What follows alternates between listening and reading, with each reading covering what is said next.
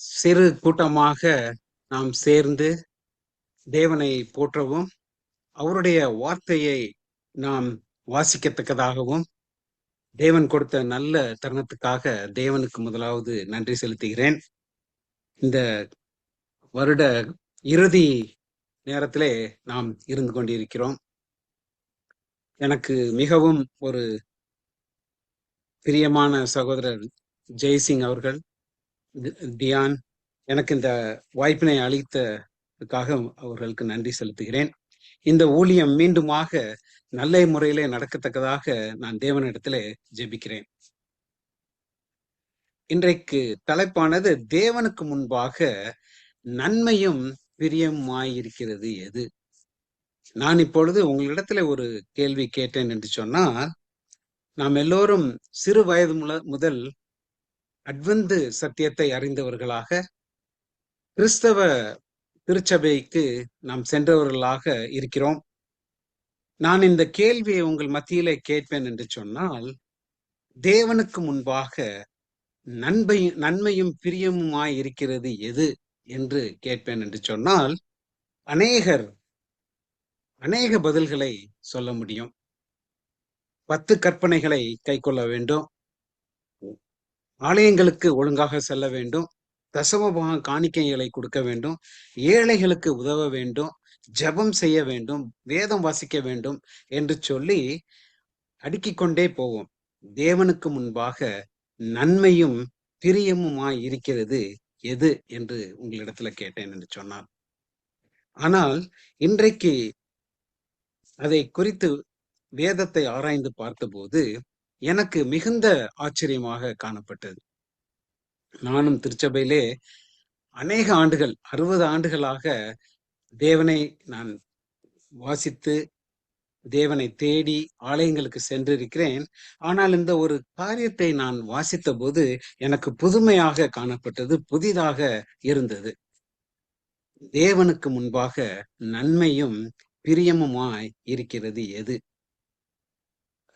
1 தீமோத்தேயு புஸ்தகத்திலே 2வது அதிகாரம் எடுப்போம் என்று சொன்னால், அங்கே ஒரு மிக அருமையான ஆலோசனை அப்போஸ்தலனாகிய பவுல் தீமோத்தேயுக்கு எழுதின நிருபத்திலே ஒரு விசேஷ விதமான ஒரு ஆலோசனை அங்கே கொடுக்கப்பட்டிருக்கிறது.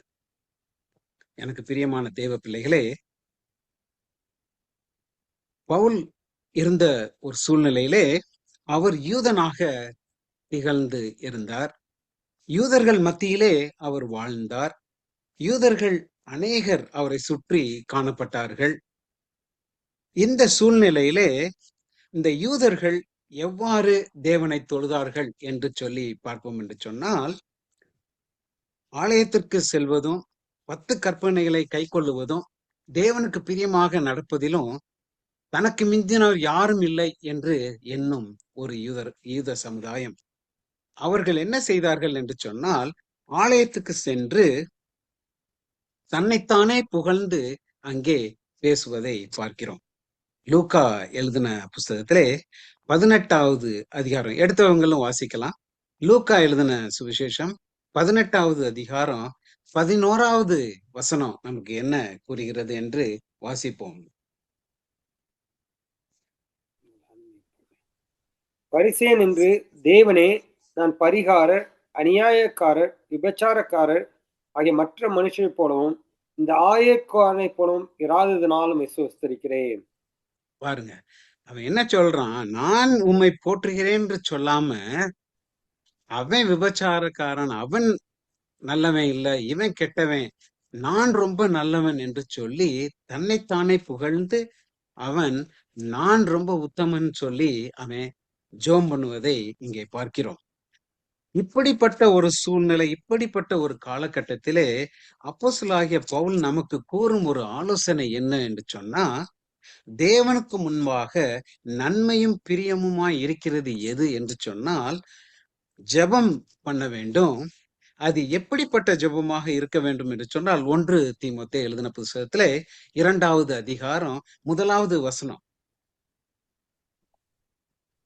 நான் பிரதானமாய் சொல்லுகிற புத்திமதி என்னவெனில், எல்லா மனுஷருக்காகவும் விண்ணப்பங்களையும் ஜெபங்களையும் வேண்டுதல்களையும் ஸ்தோஸ்தரி ஸ்தோத்திரங்களையும் பண்ண வேண்டும்.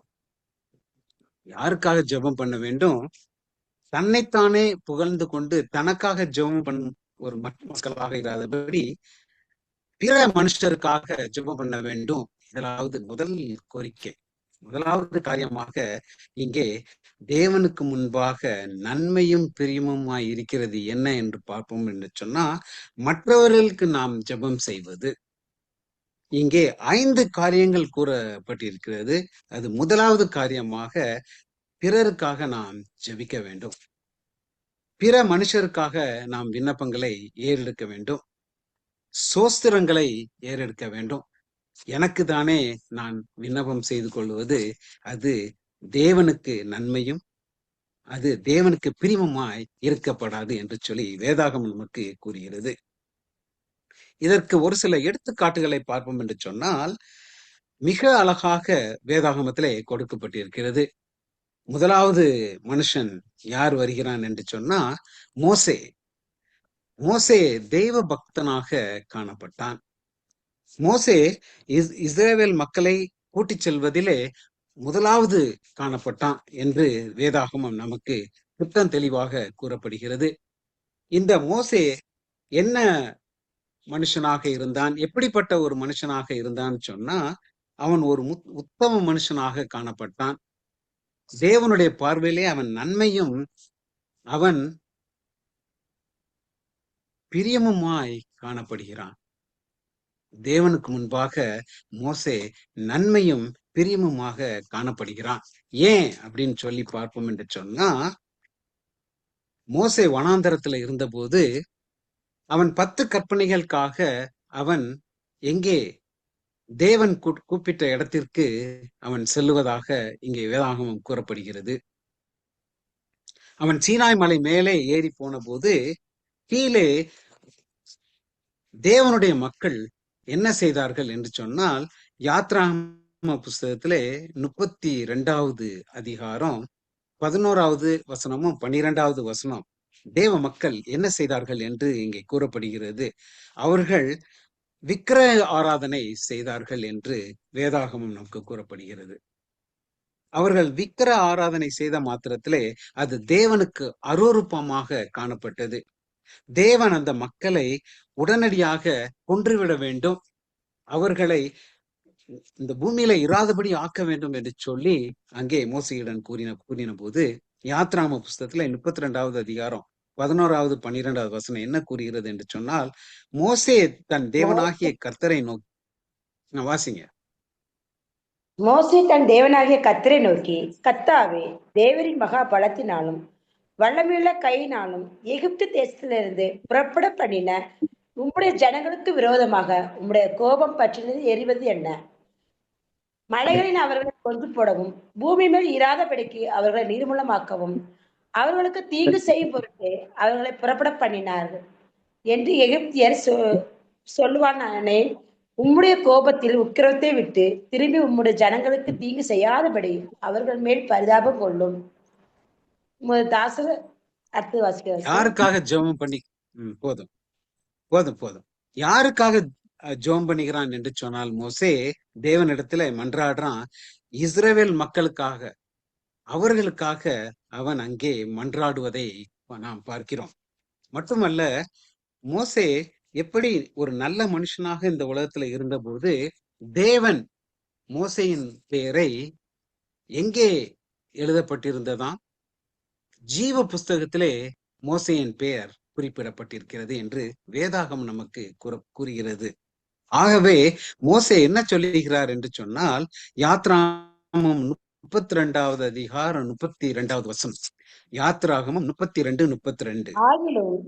ஆகிலும் தேவரீர் அவர்களை பாவத்தை மன்னித்தருளானால் மன்னித்தருளும், இல்லாவிட்டால் நீர் எழுதின உம்முடைய புஸ்தகத்திலிருந்து என் பெயரை கிறுக்கி போடும் என்றார். ஜீவ புஸ்தகத்தில் இருந்து என்னுடைய பெயரை என்ன செய்யும்?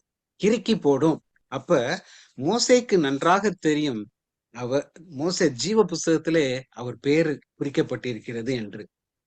தேவனுடைய பிள்ளைகளே, உங்களுடைய பெயரும் என்னுடைய பெயரும் ஜீவ புஸ்தகத்திலே குறிக்கப்பட வேண்டும் என்று சொன்னால், நாம் முதலாவது மற்றவர்களுக்காக நாம் ஜெபம் செய்கிறவர்களாக காணப்பட வேண்டும். அப்படி மற்றவர்களுக்காக நாம் ஜெபம் செய்தோம் என்று சொன்னால் அது தேவனுக்கு முன்பாக நன்மையும் பிரியமுமாய் காணப்படுகிறது. எனக்கு அருமையான தேவ பிள்ளைகளே, நீங்களும் நானும் தேவனுக்கு நன்மையாகவும் தேவனுக்கு பிரியமாக நடக்க வேண்டும் என்று சொன்னால் முதலாவது நாம் செய்ய வேண்டியது பிறருக்காக நாம் ஜெபம் செய்தல். பிறருக்காக நாம் ஜெபிக்கும் போது உன்னுடைய பெயர் என்னுடைய பெயரும் அந்த ஜீவ புஸ்தகத்திலே எழுதப்படும் என்பது எந்த விதமான சந்தேகமும் இல்லை. ஆனால் நம்முடைய ஜெபம் எப்படி இருக்கிறது? தேவனே, என்னை ஆசீர்வதியும், என்னை மட்டுமே ஆசீர்வதியும், எனக்கு எல்லா ஆசீர்வாதத்தையும் கொடும், எய்த்த வீடு பக்கத்து வீட்டுக்காரனை காட்டிலும் எனக்கு மேற்கொண்டு ஆசீர்வாதத்தை கொடும் என்று நாம் ஜெபிக்கிறோம். எத்தனை பேர் உங்களுடைய பக்கத்து வீட்டுக்காரருக்காக நாங்கள் ஜெபிக்கிறோம்? எத்தனை பேர் அடுத்தவங்களுக்காக நாம் ஜெபம் செய்கிறோம்? சற்று சிந்தித்து பார்ப்போம். இரண்டாவதாக வரும் மனுஷன் உங்களுக்கும் எனக்கும் மிக நன்றாக தெரிந்த ஒரு மனுஷன் யோபு. யோபு அவனுடைய வாழ்க்கையிலே எவ்வளவோ கஷ்டங்கள் ஏற்பட்டது, எவ்வளவோ துன்பங்கள் ஏற்பட்டது. அவனுடைய சரீரம் முழுவதும் அங்கே குலை, அதாவது ஒரு மாற்றம் ஏற்பட்டது என்று நாம் வேதாகமத்திலே தெளிவாக வாசிக்கிறோம். தேவனுடைய பிள்ளைகளே, சாத்தானுக்கும் தேவனுக்கும் வந்த அந்த ஒரு காரியத்திலே யோபு மனுஷன் சோதிக்கப்பட்டான். அவன் என்ன செய்தான் என்று சொன்னால் அவனுடைய ஆஸ்தி அந்தஸ்து எல்லாமே போனது. அவன் எத்தனை முறை தேவனிடத்துல அவன் ஜெபம் செய்திருக்க வேண்டும். ஆனால் அவனுடைய ஜெபம் எவ்வாறு காணப்பட்டது? அவன் உத்தமனாக இந்த உலகத்திலே வாழ்ந்தான். யோபு புஸ்தகத்தை எடுப்போம் என்று சொன்னால் 42வது அதிகாரத்தை எடுத்து வைத்துக் கொள்வோம். இங்கே 42வது அதிகாரத்திலே மிக அழகாக யோபுனுடைய கதை அங்கே முடிவாக சொல்லப்படுகிறது. யோபு ஒரு நல்ல மனுஷனாக காணப்பட்டு அவன் முழுவதும் கொப்பளம் உடம்பாக வந்து அவன் அதாவது ஒரு கோர காட்சி அங்கே காணப்பட்டது. நான் ஒரு முறை இந்தியாவுக்கு சென்ற போது என்னுடைய அண்ணி என்று சொல்லலாம், என்னுடைய உறவினர், அவர் நல்ல ஒரு வாலிபமாக இருந்த ஒரு வயதிலே நான் அவர்களை பார்த்ததுண்டு. அநேக ஆண்டுகளுக்கு அப்புறம் அங்கே போன போது அவர்களுக்கு கேன்சர் நோயால் பாதிக்கப்பட்டு அவர்களை பார்த்த மாத்திரத்திலே எனக்கு மிகவும் ஒரு மனது உடைந்து என்னுடைய கண்களிலிருந்து தண்ணீர் வர ஆரம்பித்தது. எனக்கு பிரியமான சகோதரரே, சகோதரிகளே, தேவனுடைய இந்த மனுஷன் யோபுவும் இப்பேற்பட்ட ஒரு கோரமான ஒரு காட்சியிலே அங்கே காணப்பட்டான் என்று இங்கே நமக்கு வேதாகம் நமக்கு கூறப்படுகிறது. அப்பொழுது யோபு என்ன செய்தான் என்று சொன்னால் அவன் அங்கே சாம்பலிலே உட்கார்ந்து அழுது அவன் கண்ணீர் விட்டு கொண்டிருந்த சூழ்நிலையிலே அவனை பார்ப்பதற்கு 3 சகோதரர்கள் அங்கே 3 சிநேகிதர்கள்னு சொல்லலாம், சகோதரர் காட்டிலும் சிநேகிதர்களாக அங்கே 3 பேர் அவரை பார்ப்பதற்கு அங்கே வருகிறார்கள் என்று வேதாகம் நமக்கு புரிகிறது. அவர்கள் அங்கு வந்த மாத்திரத்திலே யோபுவை கண்ட மாத்திரத்திலே அப்படியே பேசவே இல்லையா. 7 நாட்கள் அவர்கள் பேசாமல் இருந்தார்கள் என்று வேதாகம் நமக்கு கூறுகிறது. யோபு புஸ்தகத்திலே 2வது அதிகாரத்தை எடுப்போம் என்று சொன்னால் 13வது வசனம். யோபு 2:13. வந்து அவன் துக்கம் மகா கொடிய துவக்கம் என்று கண்டு ஒருவர் அவரோடு ஒரு வார்த்தையும் பேசாமல் இரவு பகல் 7 நாள் அவரோடு கூட தரையிலே உட்கார்ந்திருந்தார்கள். சாம்பலையும் அவங்க புழுதியையும் அவங்க மேல போட்டுக்கொண்டு தன்னுடைய வஸ்திரத்தை கிழித்து கொண்டு 7 நாட்கள் அங்கே பேசாமல் அங்கே இருந்தார்கள். இப்ப எவ்வளவு ஒரு கொடூரமான ஒரு அங்கே காட்சியை பார்த்திருப்பார்கள் என்று பாருங்கள். யோபுடைய நிலைமை எப்படி இருந்தது? ஆனாலும் கூட இந்த 3 சிநேகிதருக்காக யோபு தேவனிடத்துல ஜெபிச்சான் என்று சொல்லி இங்கே பார்க்கிறோம். ஏன் யோபு தேவனுக்கு பிரியமும் நன்மையும் பிரியமுமாக காணப்பட்டான் என்று சொன்னால், யோபு தன் சிநேகிதருக்காக வேண்டுதல் செய்தான். யோபு புஸ்தகத்துல 42வது அதிகாரம் 10வது வசனம் 12 யோபு வசனம் தன் வரைக்கும். யோபு தன் சிநேகிதருக்காக வேண்டுதல் செய்தபோது கர்த்தர் அவன் சிறையிருப்பை மாற்றினார். யோபுவுக்கு முன் இருந்த எல்லாவற்றை பார்க்கிலும் இரட்டத்தனையாக கர்த்தர் அவனுக்கு தந்தருளினார். பொழுது அடுத்த வசனம். அப்பொழுதே அவனுடைய எல்லா சகோதரரும் சகோதரிகளும் முன் அவனுக்கு அறிமுகமான அனைவரும் அவனிடத்தில் வந்து அவன் வீட்டிலே அவனோடே போஜனம் பண்ணி கர்த்தர் அவன் மேல் வரப்பண்ணின சகல தீங்கு நிமித்தம் அவனுக்காக அங்கலாய்த்து அவனுக்கு ஆறுதல் சொல்லி அவரவர் ஒவ்வொரு தங்க காசையும் அவரவர் ஒவ்வொரு பொன் ஆபரணத்தையும் அவனுக்கு கொடுத்தார்கள். கர்த்தர் யோபின் முன்னிலையை பார்க்கிலும் அவன் பின்னிலைமையை ஆசீர்வதித்தார். தேவன் போதும். யோபு தன் சிறையிருப்பை தேவன் என்ன செய்யறாரு? யோபுவின் சிறையிருப்பை மாற்றினார் என்று இங்கே கூறப்படுகிறது. ஒரே காரணம். என்ன காரணம் என்று சொன்னா, அவன் எத்தனையோ முறை அவன் தேவனிடத்துல ஜெபம் பண்ணியிருக்கலாம். அவனுடைய குழந்தைகள் இறந்த போதும், அவனுடைய பணம், அவனுடைய பொருள் எல்லாமே அங்கே சிதைந்து போன போதும் யோபு எத்தனையோ முறை ஜெபம் பண்ணியிருக்கலாம். ஆனா யோபு தன் சிநேகிதருக்காக வேண்டுதல் செய்த போது வேற எப்பயுமே அவனுக்கு அந்த நன்மை கிடைக்கல. எப்ப தன்னுடைய சிநேகிதருக்காக வேண்டுதல் செய்தானோ, கர்த்தர் அவன் சிறையிருப்பை அங்கே எடுத்து போட்டார்னு வேதாகமம் கூறுகிறது. உங்களுடைய சிறையிருப்பையும் என்னுடைய சிறையிருப்பையும் தேவன் எடுத்து போட வேண்டும் என்று சொன்னால், தேவனுக்கு நன்மையாகவும் அவருக்கு பிரியமாக நாம் பிறருக்காக ஜெபம் செய்ய வேண்டும் என்று நமக்கு வேதாகமம் தெளிவாக கூறப்படுகிறது. அவனுடைய ஆசீர்வாதமும் அதிகமாக காணப்பட்டது. அவனுக்கு இரட்டிப்பான ஆசீர்வாதம் அங்கே கொடுக்கப்பட்டது. ஒரே காரணம், தன் சிநேகிதருக்காக அவன் வேண்டுதல் செய்த போது அவன் உத்தமனாக காணப்பட்டான். ஆனாலும் அவ்வளவு ஒரு அவங்க தப்பு செய்வாங்களோ என்று சொல்லி அவர்களுக்காக அவன் வேண்டுதல் செய்த போது அவனுடைய சிறையிருப்பை அங்கே மாற்றினார். உங்களுடைய சிறையிருப்பையும் தேவன் மாற்ற வேண்டும் என்று சொன்னா, நாம் நன்மையும் தேவனுக்கு பிரியமுமாக காணப்பட வேண்டும் என்று சொன்னால் பிறருக்காக நாம் ஜெபம் செய்ய வேண்டும். எனக்கு அருமையான தேவ பிள்ளைகளே, வேற உதாரணமே வேதத்துல இருக்க வேண்டாம். இயேசுவானவர் ஒருவரே நமக்கு பெரிய உதாரணமாக இங்கே காணப்படுகிறது. கிறிஸ்துவும் கூட பிறருக்காகவே இந்த பூலோகத்தில் இருந்தபோது ஜெபம் செய்தார் என்று வேதாகமம் கூறுகிறது.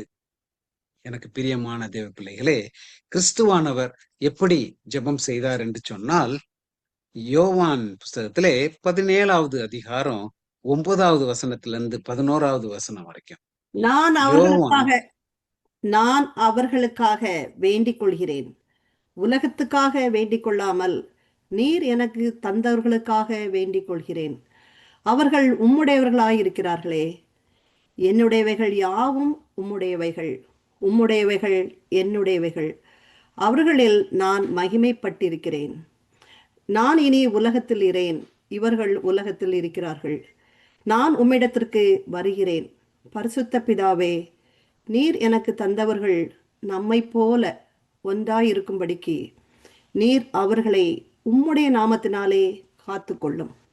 பாருங்க, கிறிஸ்துவானவருடைய ஜெபம் எப்படி இருந்தது என்று சொன்னா, எனக்கு தேவைப்பட்ட பிள்ளை, என்னை வேண்டு கொண்டு கொள்கிற பிள்ளைகளுக்காக அவர் என்ன செய்யறாரு? ஜெபம் பண்ணுகிறார்.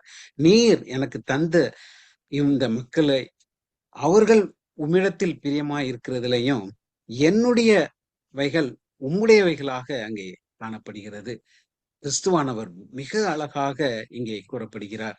அவர் என்ன சொல்றார்? நான் மற்றவர்களுக்காக நான் ஜெபிக்கிறேன், மட்டுமல்ல எனக்காக ஜெபம் செய்யும் மற்றவர்களுக்காக நான் ஜெபிக்கிறேன் என்று இங்க நமக்கு வேதாகமம் கிறிஸ்துவை பற்றி கூறுகிறது.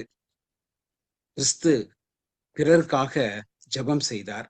மட்டுமல்ல, ஒரு மனுஷன் உங்களை அடிக்க வரும்போது நீங்க அவர்களுக்காக ஜெபம் பண்ணினீங்கன்னு சொன்னா அதை விட ஒரு பெரிய ஒரு தியாகம் எதுவுமே கிடையாது.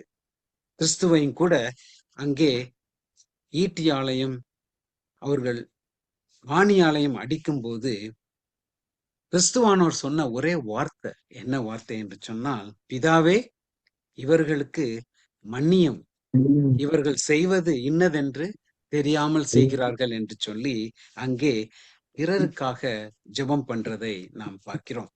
இப்படி கிறிஸ்துவை போல நாம் பிறருக்காக ஜெபம் செய்தோம் என்று சொன்னால் அது நன்மையும் பிரியமுமாய் காணப்படுகிறது. அது தேவனுக்கு நன்மையும் பிரியமுமாய் காணப்படுகிறது. அப்படி செய்வோம் என்று சொன்னால், கிறிஸ்துவானவர் இப்படி செய்தது போல நாம் செய்வோம் என்று சொன்னால், தேவன் நம்மை பார்த்து என்ன கூறுகிறார்? இதோ இவன் என்னுடைய நேசகுமாரன், இவனில் நான் பிரியமாய் இருக்கிறேன் என்று உங்களை பார்த்து என்னையும் பார்த்து கர்த்தராகிய இயேசு கிறிஸ்துவையும் பார்த்து சொல்லுவது போல தேவன் நம்மை பார்த்து சொல்லக்கூடிய வார்த்தை என்று சொன்னா, இதோ என்னில் இவன் பிரியமாக காணப்படுகிறான், என்னில் அவன் சந்தோஷமாக இருக்கிறான், இவன் தேவனுக்கு முன்பாக நன்மையும் பிரியமான காரியத்தை செய்தபடியினால் இவன் என் நேசகுமாரன், இவனில் நான் பிரியமாக இருக்கிறேன் என்று சொல்லி உங்களையும் என்னையும் பார்த்து சொல்லக்கூடிய ஒரு சூழ்நிலை ஏற்படும். இப்படிப்பட்ட சூழ்நிலை ஏற்பட வேண்டும் என்று சொன்னால் பிறருக்காக நாம் ஜெபம் செய்ய வேண்டும். தேவனுடைய பிள்ளைகளே, இரண்டாவது காரியமாக நாம் என்ன செய்ய வேண்டும் என்று சொன்னால், வாசிங்க 1 தீமோத்தேயு புஸ்தகத்துல 2வது அதிகாரம் 2வது வசனம். நாம் எல்லா புத்தியோடும், இரண்டாவது காரியமாக, முதலாவது ஜெபம், பிறருக்காக ஜெபம் செய்ய வேண்டும்.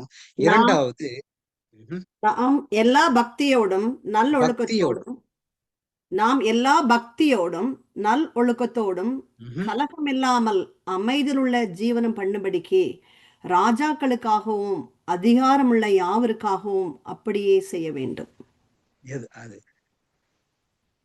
பக்தியோடு நல்லொழுக்கம், அதாவது பக்தி இரண்டாவது காரியமாக அங்கே கூறப்படுகிறது. தேவ பக்தி நமக்கு இருக்க வேண்டும். தேவனை தொழுகிறேன், தேவனுக்கு நான் பணிவிடை செய்கிறேன் என்று சொன்னால் மட்டும் போதாது, உண்மையான பக்தி, உண்மையான விசுவாசம் நம்ம இடத்துல இருக்க வேண்டும். அநேகர், நானும் கூட தேவனுக்காக நான் போகிறேன் என்று சொல்லி பிறர் பார்ப்பதற்காக நாம் ஆலயங்களுக்கு செல்லுவது, போதகர் என்னை பார்க்க வேண்டும் என்று சொல்லி காணிக்க கொடுப்பது, இதுவே நாம் வெளி தோட்டத்திலே நாம் தேவனை விசுவாசித்து கொண்டிருக்கிறோம். ஆனால் உள்ளான அன்பு, உள்ளான பக்தி நம்ம இடத்துல இருக்க வேண்டும் என்று அப்போஸ்தலர் பவுல் நமக்கு கூறுகிறார். அப்படி உண்மையான பக்தி நம்ம இடத்துல, நம்பிக்கை விசுவாசம் இருந்தது என்று சொன்னா அது தேவனுக்கு முன்பாக நன்மையும் பிரியுமாய் காணப்படுகிறது. உங்களிடத்திலையும் என்னிடத்திலையும் தேவ பக்தி காணப்படுகிறதா? யோவான் எழுதின புஸ்தகத்திலே 1வது அதிகாரம் 12வது வசனம். யோவான் 1:12.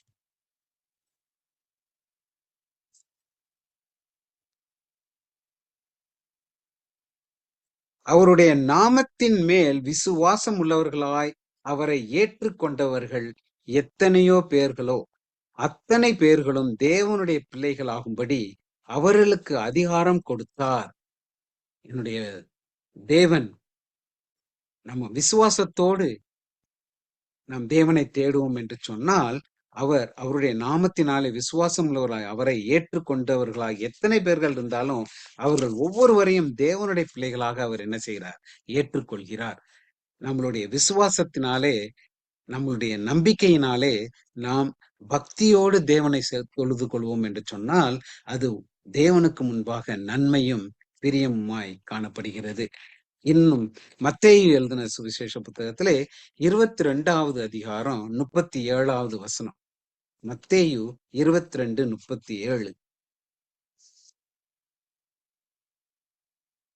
இயேசு அவனை நோக்கி, உன் தேவனாகிய கர்த்தரிடத்தில் உன் முழு இருதயத்தோடும், உன் முழு ஆத்துமாவோடும், உன் முழு பலத்தோடும் அன்பு கூறு.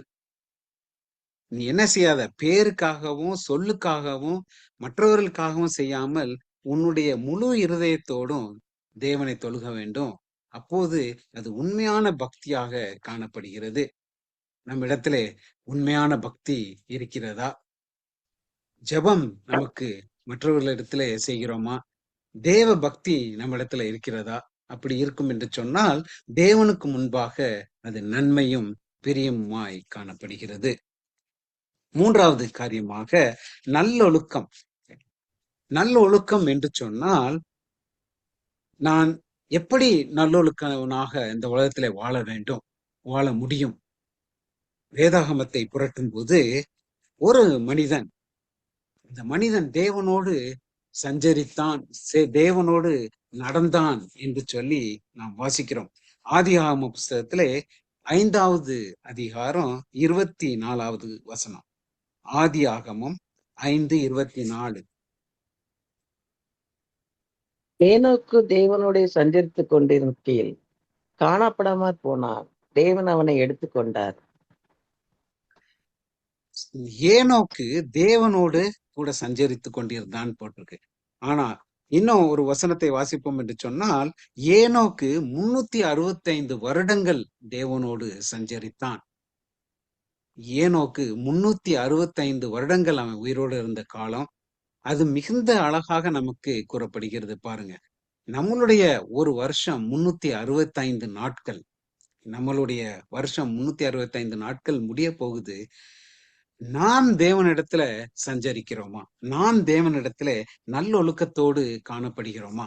அப்படி நாம் தேவனோடு சஞ்சரிக்கும் ஒரு மகனாக காணப்பட்டால் அது தேவனுக்கு முன்பாக நன்மையும் பிரியமுமாய் காணப்படுகிறது. எனக்கு அன்பான தேவ பிள்ளைகளே, பிறருக்காக நாம் ஜெபம் செய்கிறோமா? தேவ பக்தி உண்மையிலே நமக்கு காணப்படுகிறதா? நல்லொழுக்கம் நம்மிடத்திலே இருக்கிறதா என்று சற்று ஆராய்ந்து பார்ப்போம். 4வது காரியமாக கலகம் இல்லாமல் பக்தியோடும் நல்லொழுக்கத்தோடும் கலகம் இல்லாமல்.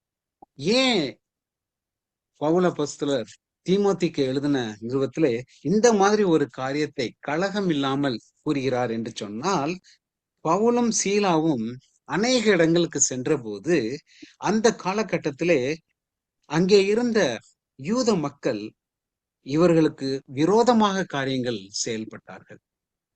இப்பவும் கூட தேவனுடைய பிள்ளைகளாகிய நீங்களும் நானும் தேவ ஆலயங்களுக்கு போகும்போது, தேவ காரியங்களை செய்யும் போது அநேகர் அங்கே நமக்கு கலகத்தை உண்டு பண்ண கூடும். அப்படிப்பட்ட கலகம் அங்கே செய்யக்கூடாது என்று இங்கே பவுல் அப்போஸ்தலர் நமக்கு கூறுகிறார். இன்னும் மதுரை திருச்சபையில நான் இருந்தபோது, அங்கே நான் சிறு பையனாக அங்கே இருந்தபோது ஒரு மூப்பர், திருச்சபை மூப்பர் முன்னாடி வந்து எல்லார் இடத்துலயும் இந்த காணிக்கையை நாம சேகரிக்கும், அந்த காணிக்கை எங்கே போகிறது என்று உங்களுக்கு தெரியுமா என்று சொல்லி கேட்டார். இன்னும் எனக்கு அது மறக்காத ஒரு நினைவாக காணப்படுகிறது. எல்லாருக்கும் தெரியும் காணிக்கை வந்து தேவனுடைய காரியத்துக்காக செலவிடப்படுகிறது என்று. ஆனால் இந்த மனுஷன் அங்க போய் என்ன சொன்னார் என்று சொன்னா, உங்களுக்கு எல்லாம் தெரியுமா இந்த காணிக்கை எங்க போகுதுன்னு? அவர் சொன்ன வார்த்தை, அந்த காணிக்கையெல்லாம் போதகரோட பைக்கு போகுது என்று சொல்லி அங்கே வேடிக்கையாக அங்கே கலகத்தை உண்டு பண்ணினார். எனக்கு பிரியமான தேவ பிள்ளைகளே, நீங்களும் நானும் தேவ ஆலயத்துக்கு போகிறோம். கலகம் இல்லாமல் அங்கே காணப்பட வேண்டும். முதலாவது பிறருக்காக ஜெபம் செய்ய வேண்டும். தேவ பக்தி நம்மிடத்துல இருக்க வேண்டும். நல்லொழுக்கத்தோடு நாம் தேவனை தொழுக வேண்டும். கலகம் இல்லாமல் காணப்பட வேண்டும்.